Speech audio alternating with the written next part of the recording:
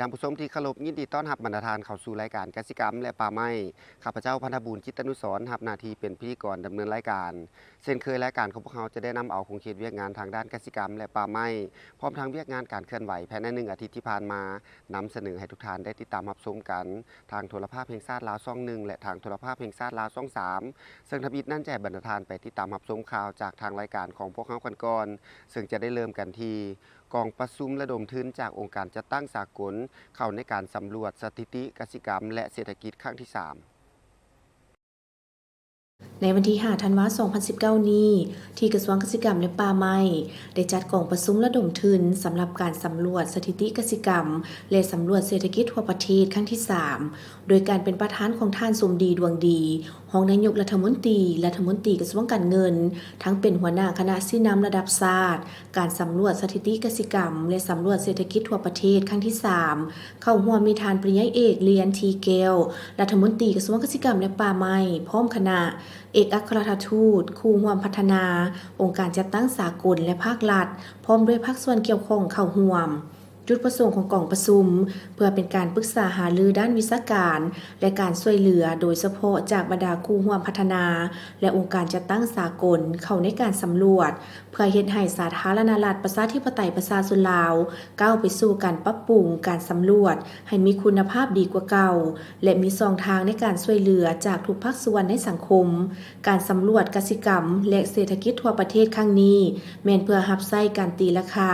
ผลสำเร็จการจัดตั้งแผนพัฒนาเศรษฐกิจสังคมครั้งที่8และสร้างแผนพัฒนาเศรษฐกิจสังคมครั้งที่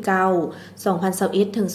2025โดยเฉพาะแม่นการตีราคาเกี่ยวกับการสร้างความสมดุลการผลิตและโภชนาการและสืบต่อสร้างความดุลเดียงการพัฒนาทางด้านการค้า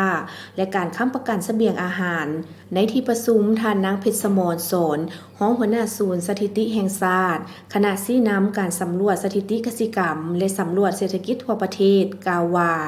การสำรวจทั้งสองนี้ต้องการงบประมาณหลายกว่า90 ตึกกีบการสำรวจสถิติกสิกรรมประมาณ60 ตึกกว่ากีบและการสำรวจเศรษฐกิจประมาณ32 ตึกกีบเพื่อนำใช้เข้าในการกักเกี่ยมการฝึกอบรมภาคสนามการจัดซื้อวัตถุอุปกรณ์การโฆษณาและเวียกงานอื่นๆมาฮอดปัจจุบันรัฐบาลได้อนุมัติงบประมาณสำหรับการสำรวจสถิติกสิกรรมแล้ว28 ตึกกีบและการสำรวจเศรษฐกิจ18 ตึกกีบส่วนที่เหลือแม้จะต้องได้สืบต่อระดมการช่วยเหลือจากบรรดาคู่ร่วมพัฒนาองค์การจัดตั้งสากลและภาคส่วนต่างๆและเรามาต่อกันที่ทานรัฐมนตรีกระทรวงเกษตรกรรมและป่าไม้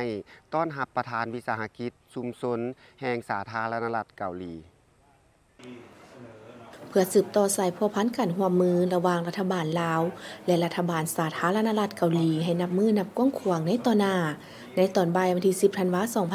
2019อยู่ที่ห้องรับแขกของการกระทรวงเกษตรกรรมและป่าไม้ท่านปริญญาเอกเรียนทีเกลรัฐมนตรีกระทรวงเกษตรกรรมและป่าไม้ได้ให้เกียรติต้อนรับท่านคิมอินซิกประธานวิสาหกิจชุมชน KRC สาธารณรัฐเกาหลี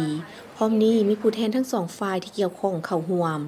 เนื่องในโอกาสพบปะในครั้งนี้ท่านปริญญาเอกเรียนทีเกลรัฐมนตรีกระทรวงเกษตรกรรมและป่าไม้ได้ตีราคาสูงและแสดงความยินดีต้อนรับต่อการเยี่ยมยามและเคลื่อนไหวเวียกงานอยู่สาธารณรัฐประชาธิปไตยประชาชนลาวซึ่งผ่านมารัฐบาลสาธารณรัฐเกาหลีได้ให้การช่วยเหลือให้แก่รัฐบาลลาวในหลายด้าน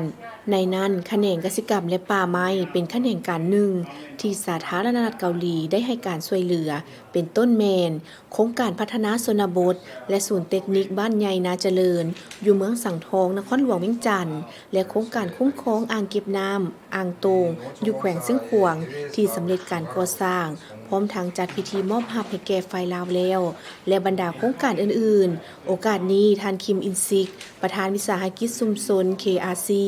สาธารณรัฐเกาหลีได้แสดงความย่องย้อนชมเชยต่อการต้อนรับอย่างอบอุ่นต่อการเยี่ยมยามและเคลื่อนไหวเวียกงานอยู่สาธารณรัฐประชาธิปไตยประชาชนลาวในครั้งนี้และพร้อมจะสืบต่อเวียกงานร่วมมือทั้งสองฝ่ายในโครงเขตเวียกงานกสิกรรมและป่าไม้ให้นับมือนับมีบาทก้าวที่ขยายตัวกว้างออกกว่าเก่าในต่อหน้าและมารับชมกันต่ออีกหนึ่งข่าวๆนั่นก็คือรองรัฐมนตรีกระทรวงเกษตรกรรมและป่าไม้ต้อนรับผู้แทนบริษัทไฟฟ้าน้ำเงียบ1 ในวันที่ 6 ธันวาคม 2019 ท่านท้องพัดวงศ์มณีรองรัฐมนตรีกระทรวงเกษตรกรรมและป่าไม้ได้ให้เกียรติต้อนรับท่านโทชิฮิโร่ ทาคาโนะผู้อำนวยการใหญ่บริษัทไฟฟ้าน้ำเงียบ1 จำกัด พร้อมด้วยคณะ อยู่ห้องรับแขกของการกระทรวงเกษตรกรรมและป่าไม้พร้อมนี้มีผู้แทนฝ่ายลาวและภาคส่วนที่เกี่ยวข้องเข้าร่วม จุดประสงค์ในการพบปะในครั้งนี้แม่นเพื่อรายงานและปรึกษาหารือเกี่ยวกับการจัดตั้งปฏิบัติเวียกงานการคุ้มครองอ่างเก็บน้ำอ่างหับน้ำและเขตสดเซยชีวนานาพันธุ์น้ำจวนน้ำสั่งของโครงการไฟฟ้าน้ำเงียบ1โดยเฉพาะแม่นการมอบงบประมาณประจำปีให้แก่รัฐบาลลาวตามสัญญาสัมปทานและปรึกษาหารือเกี่ยวกับจุดยืนของบริษัทต่อกับการจัดจ้างเชี่ยวชาญทางด้านชีวนานาพันธุ์จากองค์การอนุรักษ์สัตว์ป่า WCS โอกาสนี้ท่านท้องพัดวงศ์มณีรองรัฐมนตรีกระทรวงเกษตรกรรมและป่าไม้ได้แสดงความยินดีต่อการปรึกษาหารือในครั้งนี้และยินดีให้การสนับสนุนต่อเวียกงานของโครงการดังกล่าวได้รับผลสำเร็จตามระดับคาดหมายและเฮามาสมกันต่อนั่นก็คือกองประชุมคณะชี้นำของแผนงานพัฒนาเขตเนินสูงภาคเหนือในวันที่ 4 ธันวาคม 2019 ผ่านมาแผนงานพัฒนาเขตเนินสูงภาคเหนือ NUDP 2 กระทรวงเกษตรกรรมและป่าไม้ได้จัดกองประชุมคณะชี้นำของแผนงานขึ้นอยู่ที่โรงแรมคราวพลาซานครหลวงเวียงจันทน์ให้เกียรติเป็นประธานโดยท่านท้องผาดวงศ์มณีรองรัฐมนตรีกระทรวงเกษตรกรรมและป่าไม้ท่านพันทองเพชรไซสมพันธ์รองเจ้าแขวงหัวพันธ์มีบรรดาเจ้าเมืองรองเจ้าเมืองผู้ประสานงานแผนงานขันแขวงขันเมืองต่างหน้าคู่ร่วมพัฒนาแขกถึกเซิญพร้อมด้วยครอบครัวตัวแบบของโครงการเข้าร่วมอย่างพร้อมเพรียงจุดประสงค์ของกองประชุมครั้งนี้เพื่อสรุปเวียกงานโครงการของแผนงานพัฒนาเขตเนินสูงภาคเหนือซึ่งประกอบมี2โครงการย่อยคือโครงการนิเวศกสิกรรมและโครงการพื้นฐานโครงรางกสิกรรมชนบทขนาดน้อยที่ได้เฮ็ดเวียกอยู่3แขวงภาคเหนือของลาวแขวงพงศาลีหลวงพระบางและแขวงหัวพันกวามเอา10เมืองและ6บ้านเป้าหมายของแขวงเส้นขวางทางคำสอนศรีสายุทธหัวหน้าประสานงานแผนงานพัฒนาเขตเนินสูงภาคเหนือได้กล่าวว่าการจัดตั้งปฏิบัติของแผนงานแม่นนำใช้วิธีการคุ้มครองโครงการอย่างมีระบบแบบแผนโดยสร้างนโยบายสนับสนุนให้แก่ชาวเกษตรกรมีส่วนร่วมในการจัดตั้งปฏิบัติและกระจายความรู้ลงสู่ท้องถิ่นโดยมอบให้แขวงชี้นำทางด้านวิชาการเมืองเป็นผู้สุกยู่จัดตั้งปฏิบัติคุ้มครองโครงการและบ้านเป็นผู้ปฏิบัติโดยกงกิจกรรมต้นต่อของแผนงานแมนเน้นสร้างความเข้มแข็งในการคุ้มครองน้ำใสและบริบาลรักษาระบบน้ำสะอาดและระบบชลประทานที่ได้ก่อสร้างและขยายในระยะก่อนให้มีความยืนยงโดยเคียงคู่กับการคุ้มครองอ่างโตงนอกนี้ผู้แทนกองประชุมยังได้ร่วมกันประกอบคำคิดคำเห็นเพื่อแลกเปลี่ยนบทเรียนในการจัดตั้งปฏิบัติเวียกงานของแผนงานในต่อหน้าให้ได้รับผลสำเร็จหลายกว่าเก่าและเฮามาต่อกันที่กองประชุมทบทวนคืนยุทธศาสตร์ของแขนงกสิกรรมป่าไม้และพัฒนาชนบทที่ติดพันกับโภชนาการในวันที่ 6 ตุลาคม 2019 แผนงานค้ำประกันเสบียงอาหารโภชนาการและการเสริมยงตลาดอยู่ภาคใต้ของลาวคสพตที่ขึ้นกับกระทรวงเกษตรกรรมและป่าไม้ได้จัดกองประชุมรายงานความคืบหน้าการจัดตั้งปฏิบัติกิจกรรมของแผนงานประจำปี 2019 อยู่ที่สโมสรกระทรวงเกษตรกรรมและป่าไม้ให้เกียรติเป็นประธานโดยท่านปริญญาเอกพวงปริศักดิ์ประวงเวียงคำรองรัฐมนตรีกระทรวงเกษตรกรรมและป่าไม้ท่านวิเชียร ณวิกุลรองเจ้าแขวงสารวันท่านอุลลาไสยศิษฐ์รองเจ้าแขวงอัตตปือท่านเล็กไหลศรีวิไลรองเจ้าแขวงเสกองมีบรรดาท่านรองเจ้าเมืองจาก5เมืองเป้าหมายคณะชี้นำแผนงานคันแขวงพร้อมด้วยผู้ต่างหน้าจากกระทรวงอ้อมข้างที่เกี่ยวข้องเข้าร่วมจุดประสงค์ของประชุมในครั้งนี้เพื่อสรุปรายงานความคืบหน้าในการจัดตั้งปฏิบัติแผนงานคสพตประจำปี 2019 รวมทั้งปรึกษาหารือปัญหาต่างๆที่เป็นประเด็นสำคัญในการจัดตั้งปฏิบัติแผนงานและการวางแผนยุทธศาสตร์ในการปฏิบัติแผนงานในต่อหน้า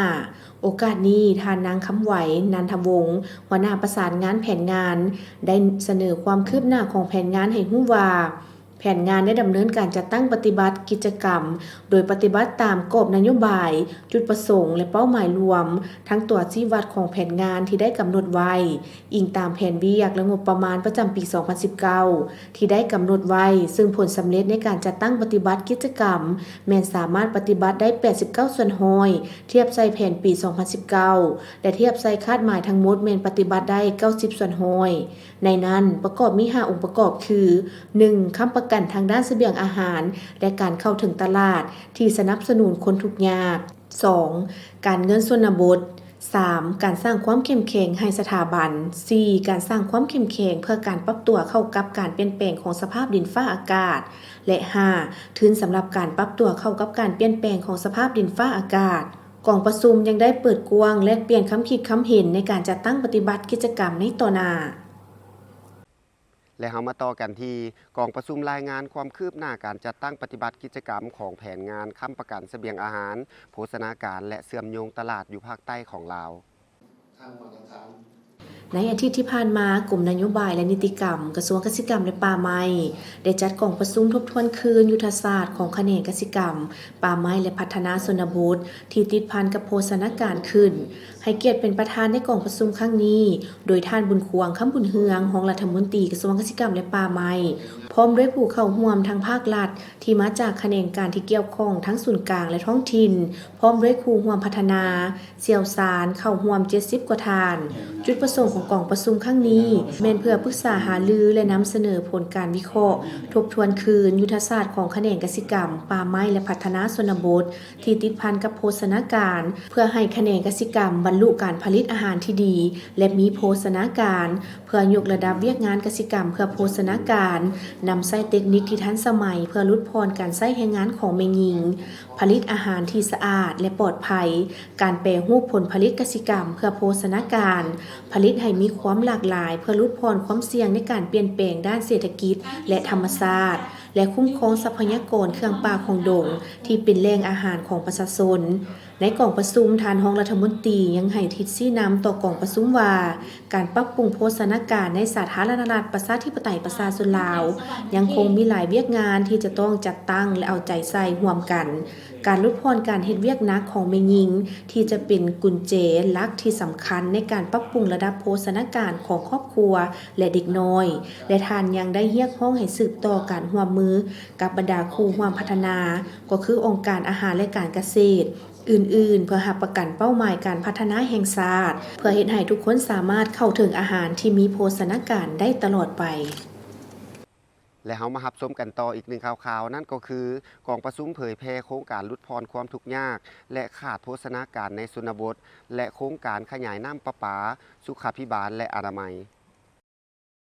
ในวันที่ 5 ธันวาคม 2019 กระทรวงเกษตรกรรมและป่าไม้ร่วมกับกระทรวงแผนการและการลงทุนได้จัดกองประชุมเผยแพร่โครงการลดพรความทุกข์ยากและการขาดโภชนาการในเขตชนบทและโครงการขยายน้ำประปาสุขาภิบาลและอนามัยภายใต้แผนงานหนึ่งเดียวที่มีหลายแขนงการมีส่วนร่วมเพื่อปรับปรุงโภชนาการอยู่4แขวงภาคเหนือขึ้น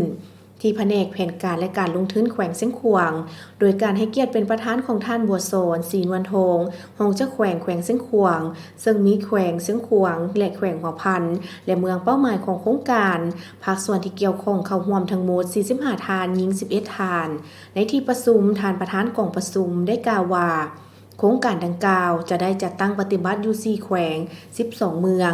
มีอัตราการขาดสารอาหารสูงคือแขวงพงศาลีอุดมไซหัวพันและแขวงเส้นขวางและจะประสานสมทบกับบรรดาโครงการที่มีอยู่แล้วในแขนงสาธารณสุขกสิกรรมและการศึกษาของเด็กก่อนวัยเรียนและเพื่อเฮ็ดให้บรรดากิจกรรมของโครงการได้ถูกจัดตั้งปฏิบัติและได้รับผลสำเร็จตามระดับคาดหมายพวกเราต้องได้มีการปรึกษาหารือและแลกเปลี่ยนบทเรียนเกี่ยวกับภาระบทบาทสิทธิและหน้าที่ของแต่ละขั้น โดยเฉพาะขอดการประสานงานของแต่ละภาคส่วนให้จะแจงและการดำเนินกิจกรรมของตนอย่างมีประสิทธิภาพและประสิทธิผลสูงโดยแม่นกระทรวงแผนการและการลงทุนเป็นใจกลางประสานงานเพื่อเสื่อมสารบรรดาแขนงการที่ปิ่นโอมให้สามารถเฮ็ดเวียกร่วมกันอย่างกลมเกลียวและมีประสิทธิภาพสูงการประสานสมทบหนึ่งเดียวหลายแขนงการแม่นการเพิ่มทวีการเฮ็ดเวียกร่วมกันของหลายแขนงการในเวลาเดียวกันเพื่อแก้ไขสาเหตุโดยโกงและสาเหตุที่เป็นพื้นฐานการขาดสารอาหารของเด็กน้อยแผนการนี้จะสุ่มใส่ระยะ 1,000 มื้อทำอิฐของชีวิตซึ่งเป็นระยะที่สำคัญที่สุดสำหรับพัฒนาการของเด็กนอกจากนี้ในที่ประชุมยังได้รับฟังการนำเสนอเกี่ยวกับโครงการลดพรความทุกข์ยากและการขาดโภชนาการอยู่เขตชนบทและแผนเวียกปี 2020เวียกงานปกป้องทั้งสังคมการประสานงานและการติดตามประเมินผลในกรอบแผนงานหนึ่งเดียวที่มีหลายภาคส่วนเพื่อปรับปรุงโภชนาการใน4แขวงภาคเหนือดังกล่าวนอกจากนั้นผู้เข้าร่วมกองประชุมยังได้แลกเปลี่ยนบทเรียนซึ่งกันและกันเกี่ยวกับวิธีการประสานงานระหว่างแขนงการยุคันเมืองสิ่งท้าทายในการจัดตั้งปฏิบัติกิจกรรมเพื่อปรับปรุงโภชนาการและวิธีแก้ไขปัญหาการประเมินความทุกข์ยากในเขตพื้นที่โครงการและเงื่อนไขของการโอนเงินให้แก่ประชาชนและการติดตามกวดกาการโอนเงินให้ถูกต้องตามหลักการ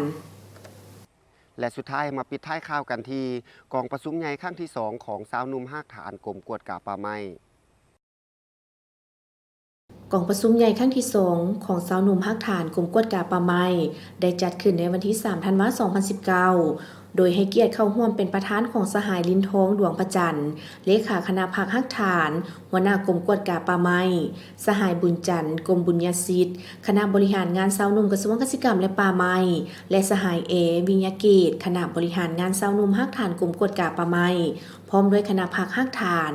คณะสาวหนุ่มฮักฐานของบรรดากรมอ้อมข้างกระทรวงเกษตรกรรมและป่าไม้และสมาชิกสาวหนุ่มภายในกรมกวดกาป่าไม้เข้าร่วมทั้งหมด42สหายเป็นหญิง13สหายกองประชุมได้รับร้องเอาบทรายงานการเมืองของคณะบริหารงานสาวหนุ่มฮักฐานอย่างเป็นเอกสารซึ่งในบทรายงานได้แสดงให้เห็นด้านตั้งหน้าด้านดีด้านโอนบทเรียนที่ถอดถอนได้ในการจัดตั้งชี้นำพาในแต่ละด้านแต่ปี 2015 ถึง 2019และได้วางทิศทางแผนการ 5 ปีต่อหน้า 2020 ถึง 2024กองประชุมครั้งนี้ได้ปอนบัตรคัดเลือกเอาคณะบริหารงานสาวหนุ่มภาคฐานสุดใหม่ประกอบมี7สหายลงสมัครและเลือกเอา5สหายเป็นคณะบริหารงานสาวหนุ่มภาคฐานสุดใหม่กองประชุมดังกล่าวได้ดำเนินไปเป็นเวลา1 คาบและปิดลงด้วยผลสำเร็จอันจบงามและที่ผ่านไปนั้นก็แม่นข้อมูลข่าวสารที่ทางรายการของพวกเรานำเสนอให้ทุกท่านได้ติดตามรับชมกันและต่อไปขอเชิญบรรดาท่านติดตามรับชมสิ่งที่น่าสนใจจากทางรายการของพวกเรากันก่อนแล้วจึงกลับมาพบกันในระยะเวียกดีคนเด่นบริษัทอินซีทองมอเตอร์มาแล้วรับไส้สาวกสิกรปัจจุบันพวกเขามีกลจักรกสิกรรมยี่ห้อคูโบต้าจำหน่ายแล้วสำนักงานใหญ่ตั้งอยู่บ้านหนองด้วงเหนือถนนอาเซียนเต้2เมืองสิโคตะบงนครหลวงเวียงจันทน์สาขาต่างแขวงตั้งอยู่แขวงบึงคำไซแขวงสวรรณเขตและแขวงหลวงพระบางด้วยรถไถนานั่งคับมีทุกรุ่นแต่น้อยหาใหญ่ที่ติดตั้งเครื่องไถนาคาดผูกมันต้นอัดแน่นเฟืองเพื่อการเลี้ยงสัตว์รถเกี่ยวข้าวรถดำน้ำแบบนั่งคับและยางตามพร้อมนี้ยังมีนายสร้างที่ชำนาญงานและอะไหล่ของแท้ดูแลบริการทางพวกเขาพร้อมแล้วที่จะส่งเสริมการผลิตด้วยน้ำใจน้อยๆเอาโทรศัพท์ไม่เบาเด้อ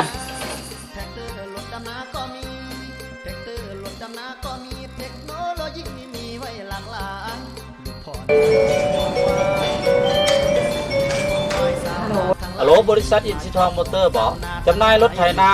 รถดำนาและรถเกี่ยวข้าวบ่ใครสนใจรถไถนารถนั่งขับบ่ฮู้ว่าติดต่อซื้อได้อยู่ไสน้อท่านสามารถพัวพันได้ที่บริษัทอินซีทองมอเตอร์สำนักงานใหญ่ตั้งอยู่บ้านหนองด้วงเหนือถนนเต้2เมืองสิโคตะบงนครหลวงเวียงจันทน์โทร030986044สาขาบริคำไซโทร0547909555สาขาสวรรณเขตโทร0414311097สาขาหลวงพระบางโทร0714100187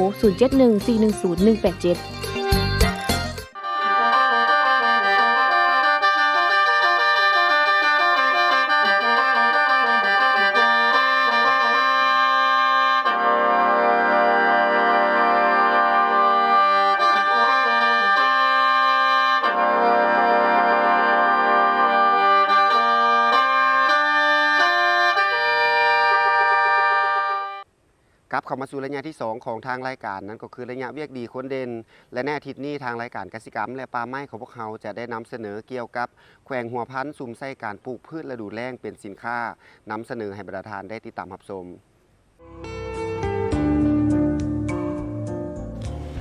เพื่อปฏิบัติตามแผนงานพัฒนากสิกรรมและป่าไม้แต่หนีฮอดปี 2020 ยุทธศาสตร์กสิกรรมฮอดปี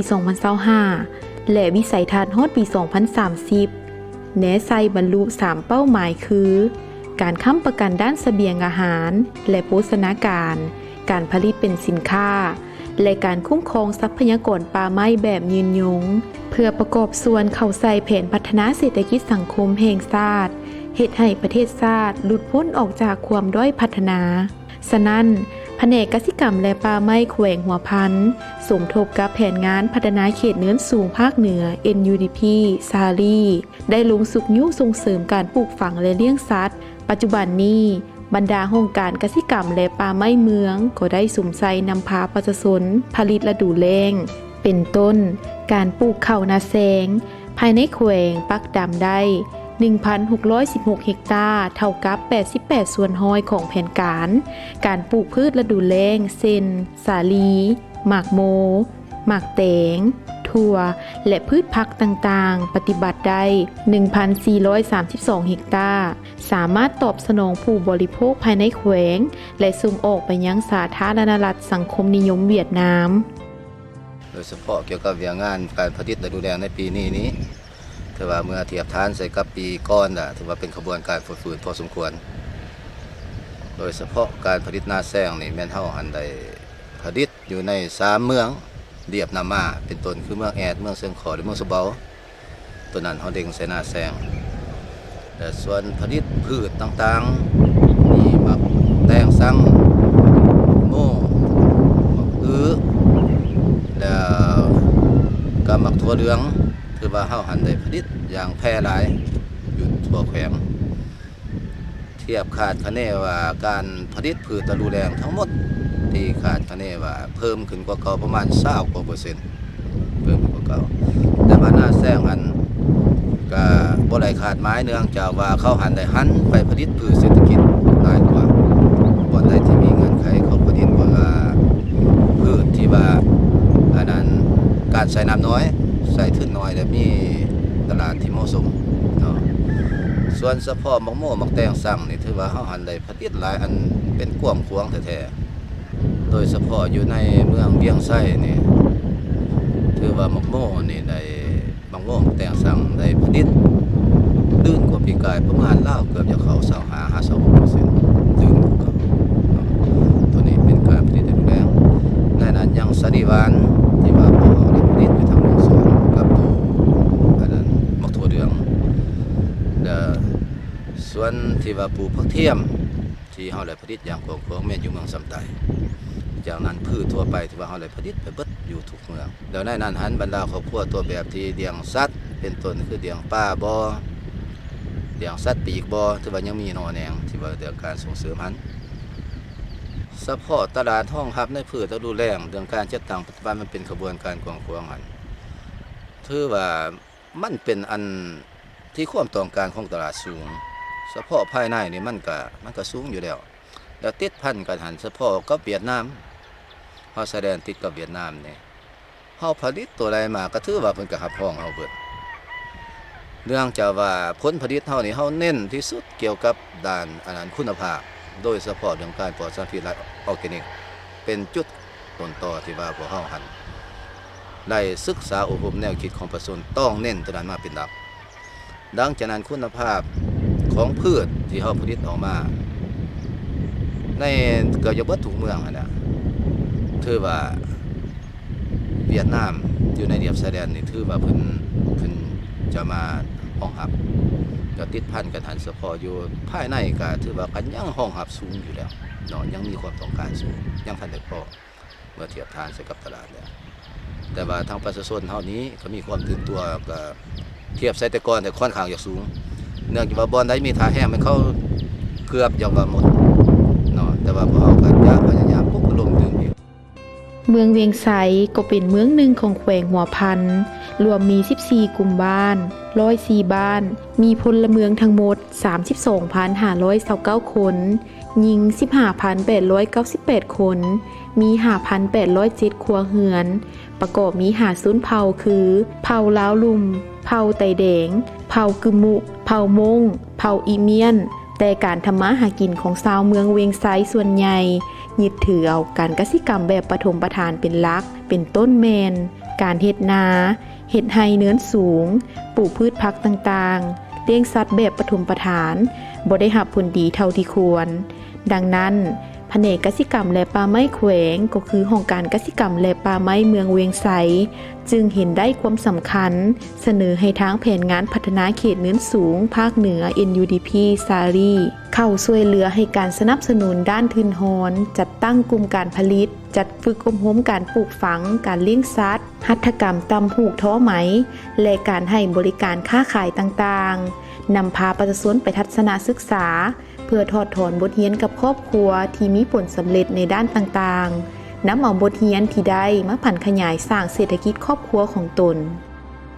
อยากเฮ็ดให้การผลิตและรูแรงของเฮาหั่นนะมีความเติบโตยิ่งกว่าเก่าหั่นน่ะอยากขอเรียกร้องให้ทั้งพ่อแม่ประชาชนชาวแขวงหัวพันของเฮานี้ให้เสริมขยายต่อมูลเสืออันดีงามมูลเสืออันดูมันและโดยเฉพาะสิเฮ็ดในใดก็เพื่อว่าคิดในการพัฒนาครอบครัวก็คือการพัฒนาประเทศชาตินี้ให้มีความรุ่งเรืองถาวรมันต้องดีเริ่มจากครอบครัวดีเริ่มจากหลายๆของครอบครัวเป็นหลัก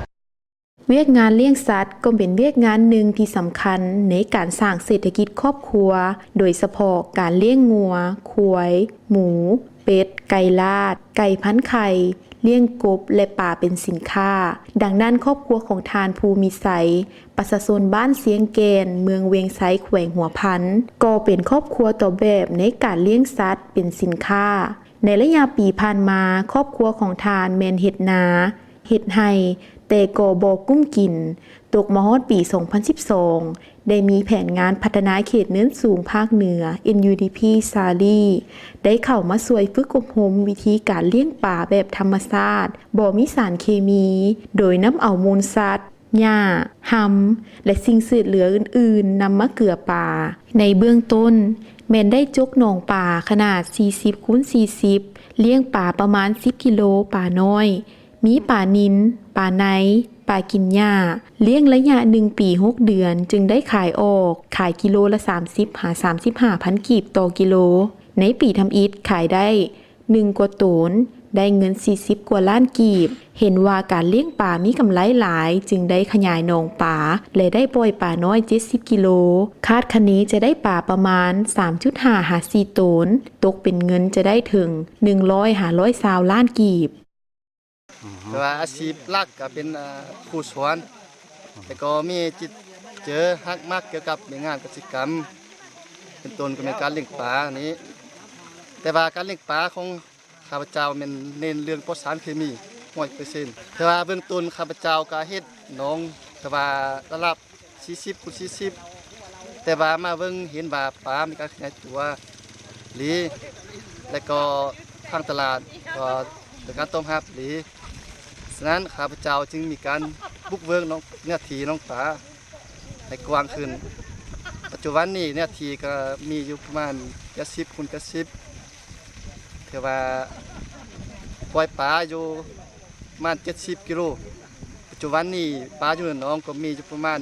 ต้นปลาเนี่ยถือว่าคาดว่าเดือน12ปีนี้จะผลิตปลาให้ไหลประมาณอยู่4 ต้นแต่บทเรียนดังกล่าวถือว่าอันที่หนึ่งก็ไหลมาจากการเบิ่งนำโทรทัศน์และโทรภาพอันที่สองถือว่าได้รับบทเรียนจากโครงการเนินสูงต้นก็มีอันโครงการกสิกรรมเวียงไสอีกอันหนึ่งเพิ่นได้ให้โอกาสไปทัศนะอยู่ศูนย์ห้วยส่วนห้วยซัวอยู่นครหลวงเวียงจันทน์พุ่นถือว่าหลายบทเรียนอันใหญ่หลวงในการจัดตั้งปฏิวัติถือว่านับมือนับเฮือขยายตัวหลายขึ้นคาดว่าเดือน3นี้จะบุกเบิกนาทีให้กว้างขึ้นแต่ก็ให้สะดวกขึ้นเฉลี่ยแต่ละปีจะผลิตปลาให้ไหล4 หรือว่า5 ต้นต่อปีจุดพิเศษถือ แต่ว่าเน้นปลดสารเคมีมีสารเคมีแต่ว่าเฮากินก็บ่เสียบสารเคมีเทปาฟันแต่ว่าเป็นการส่งเสริมสุขภาพของผู้บริโภคอีกด้วยอาหารหลักๆก็แม่นขี้งัวขี้ควายแห้งนี่แหละผสมเสื้อหญ้าแล้วพวกเซอร์สลีวูดเป็นอาหารหลักของปลาเนี่ยสิ่งสำคัญทุก2 ปีอะไรค้างเทื่อนึงหรือว่าอะไรคล้ายส่วนหนึ่งแล้วจะมีการฟื้นฟูลิ้นหนองว่าเฮ็ดให้ลิ้นหนองมีความอุดมสมบูรณ์ เพื่อรับประกันความมั่นคงทางด้านเสบียงอาหาร ผลิตให้หลายกลายเป็นสินค้า ปฏิบัติตามแผนยุทธศาสตร์และวิสัยทัศน์ของกระทรวงเกษตรกรรมและป่าไม้วางออกให้ปรากฏผลเป็นจริง ดังนั้นการนำทุกขั้นนับแต่ศูนย์กลางจนฮอดท้องถิ่น จึงได้ลงกระตุกสูบยุส่งเสริมประชาชนอยู่เขตห่างไกลศอกลีก จัดสรรอาชีพให้ประชาชนสร้างตารางสัตวแพทย์ขั้นบ้าน จัดฝึกอบรมการปลูกการเลี้ยงประชาชนมีรายรับที่มั่นคงสามารถหลุดพ้นออกจากความทุกข์ยากเทื่อละก้าว และที่ผ่านไปนั่นก็แม่นข้อมูลข่าวสารที่ทางรายการของพวกเรานำเสนอให้ทุกท่านได้ติดตามรับชมกัน และทุกท่านสามารถติดตามรับชมรายการของพวกเราได้ในวันและเวลาเดียวกันนี้ทางโทรภาพแห่งชาติลาวช่อง 1และทางโทรภาพแห่งชาติลาวช่อง 3แต่ก่อนจะจากกันนี้ทางรายการของพวกเราขอมอบคำขวัญของกองทุนลดพรความทุกข์ยากให้ท่านผู้ชมนั้นได้รับทราบนั่นก็คือทุกสิ่งทุกอย่างมาจากความต้องการของประชาชนโดยประชาชนและเพื่อผลประโยชน์ของประชาชนดุมันซื่อสัตย์ประหยัดอดทนพาทุกคนพ้นทุกข์นั่นก็คือคำขวัญของกองทุนลดพรความทุกข์ยากและถ้าหากว่าภาคส่วนใดหรือบุคคลใดอยากจะประกอบความคิดเห็นเกี่ยวกับกองทุนลดพรความทุกข์ยากก็สามารถโทรเข้ามาได้ที่เบอร์1611ในโมงราชการและมาฮอดนี้ก็ต้องขอบใจน้ำกระทรวงเกษตรกรรมและป่าไม้พร้อมทั้งกองทุนลดพรความทุกข์ยากที่สนับสนุนรายการของพวกเรามาโดยตลอดมาฮอดนี้ข้าพเจ้าพันธบูรณ์จิตตนุสรณ์พร้อมด้วยทีมงานโทรภาพแห่งชาติและทีมงานข่าวสารของกระทรวงเกษตรกรรมและป่าไม้